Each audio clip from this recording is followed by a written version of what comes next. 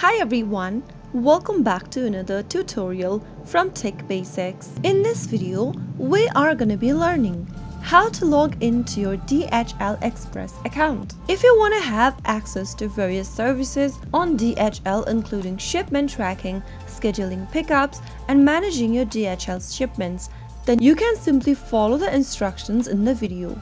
First of all, open a web browser of your choice and then go to the URL box and type in dhl.com and press enter. You will now end up in the official site for DHL.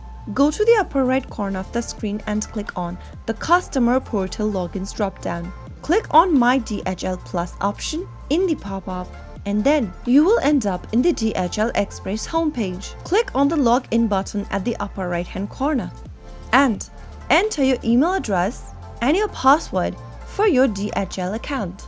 If you don't remember your password, click on the Forgot Reset Password link. Once typing in the password and your email, click Login and you will now be able to log yourself in to DHL Express homepage. So that is how it's easily done.